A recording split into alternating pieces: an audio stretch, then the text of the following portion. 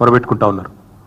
ముందుగా హృదయపూర్వకంగా నేను తెలంగాణ హైకోర్టుకి ధన్యవాదాలు తెలియజేస్తా ఉన్నా. రాష్ట్రంలోని పేదల తరపున ఈ బుల్డోజర్ రాజ్యాన్ని, ఈ బుల్డోజర్ నిర్వాకాన్ని ఇవాళ ఈ హైడ్రా కమిషనర్ను హైకోర్టు ఈరోజు మందలిచ్చి మీరు చట్టపరంగా పోవాలి తప్ప ఇష్టానుసారంగా పోతే ఊరుకోమో, అవసరమైతే స్టే విధించాల్సి వస్తుందని చెప్పినందుకు నేను రాష్ట్రంలోని పేదల పక్షాన గౌరవ హైకోర్టు కూడా హృదయపూర్వకంగా వారికి ధన్యవాదాలు కూడా తెలియజేస్తా ఉన్నాను. మా లీగల్ సెల్ కూడా వారికి అండగా నిలబడ్డది. పేదలకి లంచ్ మోషన్లు కూడా మూవ్ చేశారు. వారికి కూడా హృదయపూర్వకంగా నేను ధన్యవాదాలు తెలియజేస్తా ఉన్నాను. నిన్న మొన్న క్షేత్రస్థాయిలో పెద్దలు జగదీష్ రెడ్డి గారు కానీ, హరీష్ రావు గారు కానీ, శ్రీమతి సబితా ఇంద్రారెడ్డి గారు, గంగుల కమలాకర్ గారు, మహమూద్ అలీ గారు, మా గౌరవ శాసనసభ్యులు దేవిరెడ్డి సుధీర్ రెడ్డి గారు, అదేవిధంగా వెంకటేష్ గారు, కాలేరు వెంకటేష్ గారు, ఇంకా చాలామంది, మా తమ్ముడు కార్తిక్ రెడ్డి గారు, ఇంకా శ్రీనివాస్ గౌడ్ గారు, ఇంకా చాలామంది మిత్రులు క్షేత్రస్థాయిలో నిన్న మొన్న తిరిగి ప్రజల్లో ఒక విశ్వాసాన్ని నింపే ప్రయత్నం కూడా చేశారు. వారికి కూడా మరి హృదయపూర్వకంగా నేను అభినందనలు కూడా తెలియజేస్తా ఉన్నాను. ఇవాళ నేను మీ ద్వారా ప్రజలకు చెప్పేది, ప్రభుత్వాన్ని సూటిగా అడిగేది ఒకటే. అసలు ఎవరి కోసం చేస్తున్నారు ఈ ప్రాజెక్టు ముందుగా చెప్పాలని చెప్పి నేను రాష్ట్ర ప్రభుత్వాన్ని అడుగుతా ఉన్నాను. మీ ప్రాధాన్యాలు ఏంటి? మీరు ఇచ్చిన వాగ్దానాలు ఏంటి? మీరేం చెప్పారు? 100 రోజుల్లో 6 గ్యారంటీలు అమలు చేస్తాం అని చెప్పి ఫుల్ పేజ్ యాడ్స్, 100 రోజులు 100 రోజులు 100 రోజులు అని చెప్పి వచ్చిన అధికారంలోకి వచ్చిన 100 రోజుల్లోనే 2000 పెన్షన్ 4000 అవుతుందని, అధికారంలోకి వచ్చిన 100 రోజుల్లోనే మహిళలందరికీ నెలకు 2500 చొప్పున ఇస్తామని, అధికారంలోకి వచ్చిన 100 రోజుల లోపలనే మరి తులం బంగారం ఇచ్చి కళ్యాణ లక్ష్మికి అప్పటికే ఇస్తున్న ₹1,00,000 అదనంగా ఇస్తామని, అదే మాదిరిగా మొదటి రోజే 2 లక్షల రుణమాఫీ చేస్తామని, 100 రోజుల్లోనే రైతు బంధును 10,000 నుంచి 15,000 చేస్తామని చెప్పి అధికారంలోకి వచ్చారు. వచ్చి ఇప్పటికి 300 రోజులు దాటింది. ఈ రోజుతో 300 రోజులు దాటింది. 100 రోజుల్లో చేస్తానని చెప్పిన ఒక్క మాట చేయకపోగా 300 రోజులు దాటినా కూడా ఎప్పుడు చేస్తారో కనీసం స్పష్టత ఇవ్వకుండా, ఇవాళ అక్కరకు రాని అక్కర లేని ప్రజలు కోరుకొని ఏదో కాస్మెటిక్ ఎన్హాన్స్మెంట్ కోసం 1,50,000 కోట్ల రూపాయలు ఖర్చు పెడతాము అంటే, నేను రాష్ట్ర ప్రభుత్వాన్ని, ముఖ్యంగా ముఖ్యమంత్రి రేవంత్ రెడ్డి ఎవరైతే ఈరోజు మున్సిపల్ శాఖ చూస్తూ ఉన్నారో ఆయన సూటిగా అడుగుతా ఉన్నా, మీరు ఏం ఆశించి చేస్తున్నారు ఈ ప్రాజెక్ట్? దయచేసి చెప్పండి. ఒకవైపేమో ఖజానాలో పైసలు లేవు, లంకె బిందెలు లేవు అని మీరే చెప్తారు. అప్పుల కోసమే అప్పులు కట్టాల్సి వస్తుందని మీ ఉప ముఖ్యమంత్రి చెప్తాడు.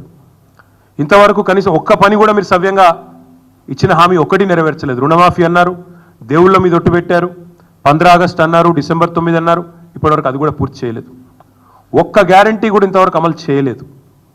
ఒక్కటంటే ఒక్కటి కూడా అమలు చేయలేదు. 420 హామీలు ఉన్నాయి, ఒక్కటి కూడా ఇప్పటివరకు 10 నెలలు అమలు చేసిన పాపన పోలేదు. ఒక్క కొత్త ఉద్యోగం కూడా ఇవ్వలేదు. కానీ ఈరోజు దాదాపు 25,000 కుటుంబాలను రోడ్డు మీద పడేస్తా, 1,00,000 మందిని నిరాశ్రయులను చేస్తా అని మూసీ బాధితుల పాలిట ఒక కాలయముడిలాగా ముఖ్యమంత్రి గారు మారిపోయినారు. నేను ముఖ్యమంత్రి గారిని ఒకటే అడుగుతా ఉన్నా, మీకు ఎవరిచ్చారు ఈ అధికారం? అసలు తప్పు చేసింది ఎవరు? నేరం చేసింది ఎవరు? శిక్ష ఎవరికి వేస్తున్నారు మీరు? మీరు చూడండి, వాళ్ళ మాటలు వినండి దయచేసి. ఎవరైతే బాధితులు ఉన్నారో, మా దగ్గరకు వచ్చి చెప్తా ఉన్నారో వారి మాట దయచేసి మీరు వినండి, వారి ఆక్రందనలు వినండి. 1994లో మీ కాంగ్రెస్ ప్రభుత్వం ఉన్నప్పుడే మాకు పట్టాలు ఇచ్చారు, మాకు రిజిస్ట్రేషన్లు అయినాయి. అప్పటి నుంచి ఇప్పటి వరకు అక్కడే ఉంటున్నాం. 30-35 ఏళ్ళ నుంచి ఉంటున్నాం, 40 ఏళ్ళ నుంచి ఉంటున్నాం, 50 ఏళ్ళ నుంచి ఉన్న వాళ్ళు ఉన్నాం. కాంగ్రెస్ ప్రభుత్వంలోనే మాకు పట్టాలు వచ్చినాయి, కాంగ్రెస్ ప్రభుత్వంలోనే మా రిజిస్ట్రేషన్లు అయినాయి, కాంగ్రెస్ ప్రభుత్వంలోనే మేము ఇల్లు కట్టుకున్నాం అని చెప్పి వాళ్ళు చెప్తా ఉన్నారు. ఈరోజు వాళ్ళు అడుగుతూ ఉన్నారు, మరి ఆనాడు రిజిస్ట్రేషన్ చేయించుకున్నప్పుడు కానీ, బిల్డింగ్ పర్మిషన్లు ఇచ్చినప్పుడు కానీ, ఆనాడు ప్రాపర్టీ ట్యాక్స్ కట్టించుకున్నప్పుడు కానీ, మాకు కరెంటు కనెక్షన్ ఇచ్చినప్పుడు కానీ, మంచినీళ్ళ బిల్లు కట్టుకున్నప్పుడు కానీ ఆ రోజు లేని అభ్యంతరాలు ఈ రోజు ఎందుకు వస్తున్నాయని వాళ్ళు అడుగుతున్న సూటి ప్రశ్నకు ప్రభుత్వం దగ్గర సమాధానం ఉందా అని నేను అడుగుతాను. రెండవది, ముఖ్యమంత్రి గారు ఒక మాట అర్థం చేసుకోవాలి. అసలు ఒక పేద మధ్యతరగతి కుటుంబానికి ఇల్లు అనేది జీవితకాలం వాళ్ళు చేసిన కష్టానికి ప్రతిరూపం. ఇల్లు అనేది ఒక ఇమోషన్. ఇల్లు అనేది ఆ కుటుంబం మొత్తం కలలుగానే ఒక సౌధం. అదేదో కేవలం ఒక 4 ఇటుకలు లేదా 2 రాళ్ళు పెట్టి కట్టిన ఒక కట్టడం కాదు. ఇల్లు అనేది ఒక జ్ఞాపకాల పొదరిల్లు. అలాంటి ఇల్లును మీరు నిర్దాక్షిణ్యంగా కూల్చేస్తామంటే ఆ బాధ మీకు తెలియకపోవచ్చు రేవంత్ రెడ్డి గారు, మాకు తెలుసు. మా కుటుంబం స్వయంగా కేసీఆర్ గారి కుటుంబం ఒకసారి కాదు 2 సార్లు డిస్ప్లేస్ అయ్యాం మేము.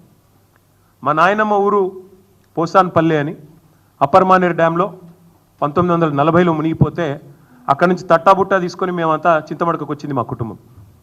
మా అమ్మమ్మ ఊరు, మా అమ్మగారి అమ్మ ఊరు మొన్న మిడ్మానేరులో మా ప్రభుత్వం వచ్చిన తర్వాతనే 2014 తర్వాత మా అమ్మమ్మ గారి ఊరు కూడా మునిగిపోయింది. మా జ్ఞాపకాలు, ఆ ఇల్లు అన్నీ అక్కడే పోయినాయి. సో ఒకసారి కాదు 2 సార్లు డిస్ప్లేస్ అయిన ఫ్యామిలీ మాది.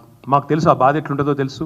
ఒకసారి నిర్వాసితులుగా మారితే ఆ ఊరితో అల్లుకున్న జ్ఞాపకాలు కానీ, ఆ ఇంటితో అల్లుకున్న కొన్ని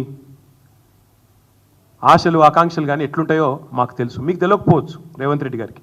ఎందుకంటే మీలాగా అయాచితంగా లకీల్రాలో వచ్చినట్టు ధన్మనే ఊడిపడలేదు ప్రజలు. పాపం కష్టపడి ఇదే మీ కాంగ్రెస్ ప్రభుత్వమే, ఇలా మీరు ముఖ్యమంత్రి కావచ్చు కానీ గతంలో మీ కాంగ్రెస్ ముఖ్యమంత్రులు ఉన్నప్పుడే అన్ని అనుమతులు తీసుకొని కట్టుకున్న ఇండ్లు ఇవి. 20, 30, 40 ఏళ్ళ కష్టంతో, రెక్కల కష్టంతో కట్టుకున్న ఇండ్లు. పట్టాలు ఉన్నాయి, రిజిస్ట్రేషన్లు ఉన్నాయి, ఇంటి నెంబర్లు ఉన్నాయి, కరెంటు బిల్లులు ఉన్నాయి, నల్లా బిల్లులు ఉన్నాయి. అన్ని అంటే చట్టరీత్యా అన్ని రకాలుగా న్యాయమైన పూర్తి స్థాయిలో ప్రభుత్వం గుర్తించిన ఇండ్లు. కానీ దాని మీద ప్రచారం ఎట్లా చేస్తున్నారండి? ఇవాళ నేను చూస్తూ ఉంటే సోషల్ మీడియాలో కాంగ్రెస్ వాళ్ళు ఆ కనుగోలు గారు ఏదో కొత్త టీం పెట్టిందట, 500 మందిని పెట్టి ప్రచారం ఎట్లా అంటే వీళ్ళంతా ఆక్రమణదారులు, వీళ్ళందరూ కూడా FTLలో కట్టినరు, బఫర్ జోన్లో కట్టినరు. అంటే మరి ఇన్ని రోజులు గుడ్డి గుర్రాల పనులతో మీరు మీ ప్రభుత్వాలు, గతంలో కాంగ్రెస్ ప్రభుత్వాలు 50 ఏళ్ళ మీ నిర్వాహకమే కదా ఇవాళ వాళ్ళందరూ ఇంత అవస్థలు పడ్డానికి కారణం. 50 ఏళ్లలో ఎన్నడన్నా పట్టించుకున్నారు? ఇగో ఇది 2016లో మా ప్రభుత్వం వచ్చిన తర్వాత ఫస్ట్ టైం హైదరాబాద్లో చెరువులు, వాటి యొక్క FTL, వాటి బఫర్ జోన్లు డ్రా చేస్తూ ఫస్ట్ టైం ఒక జీవో ఇచ్చిన ప్రభుత్వం మా ప్రభుత్వం 2016లో. అంటే అది వరకు 1956 నుంచి 2016 వరకు, అంటే సరిగ్గా 60 ఏళ్ళు ఒక్కరంటే ఒక్క ప్రభుత్వం కాంగ్రెస్ ఉన్నా, మిగతా ప్రభుత్వాలు ఉన్నా కనీసం వాటి బౌండరీస్ కూడా డ్రా చేసే ప్రయత్నం చేయలేదు. ఎట్లా వస్తే అట్లా పట్టాలు ఇచ్చారు, రిజిస్ట్రేషన్లు చేశారు, FTL చూడలేదు, బఫర్ చూడలేదు, ఏది చూడలేదు, కట్టిపారేసిండ్రు, ఇచ్చి పారేసిండ్రు. ఈరోజేమో ఇప్పుడు 2024 సంవత్సరంలో వచ్చి మీరు ఆక్రమణదారులు, మీరు తప్పు చేసిండ్రు. నేను అడుగుతా ఉన్నా, మీకు దమ్ముంటే చేత అయితే మొదలు ఎవరైతే పర్మిషన్ ఇచ్చిండ్రో వాళ్ళ మీద చర్య తీసుకోవాలి. హైకోర్టు కూడా అదే చెప్పింది కదా. ఎవరైతే పర్మిషన్ ఇచ్చిండ్రో ఆనాడు, ఎవరైతే అధికారులు, ఎవరైతే ఆనాడున్న ప్రభుత్వాలు, ఎవరెవరైతే ఈ ఆక్రమణలను, మీరు ఈరోజు ఆక్రమణలు అంటున్నారు కదా, వాటిని ప్రోత్సహించిన వాళ్ళు ఉన్నారో మీ ప్రభుత్వాలే గతంలో, వాళ్ళ మీద చర్య తీసుకో. ఎందుకు మరి మేము 2016లో వచ్చి ఈ జీవో ఇచ్చేదాకా ఎందుకు మీ ప్రభుత్వాలు ఎన్నడూ పట్టించుకోలేదని నేను అడుగుతా ఉన్నా. ఎన్నింటికి మించి లక్షలాది మంది జీవితాలు అంధకారం చేస్తా అంటే ఒక మాట అడుగుతా ఉన్న ముఖ్యమంత్రి నేను, మీ ప్రాధాన్యం ఏంది అసలు? ప్రజలకిచ్చిన మాట నిలబెట్టుకుంటావా? ప్రజలకిచ్చిన మాట ఏంటిది? మీరు రైతులకు రైతు భరోసా అన్నారు, రైతు కూలీలకు నెలకు 1000 రూపాయలు ఇస్తా అన్నారు, ఆటో డ్రైవర్లను బాగా చూసుకుంటాం నెలకు 1000 రూపాయలు ఇస్తా అన్నావు, మహిళా సోదరిమణులను కోటీశ్వరులను చేస్తా అన్నావు, నెలకు 2500 అన్నావు. అది ఏది చేయకపోగా దానికి దేనికి పైసలు లేవట, దానికి మాత్రం పైసలు లేవు చేతులు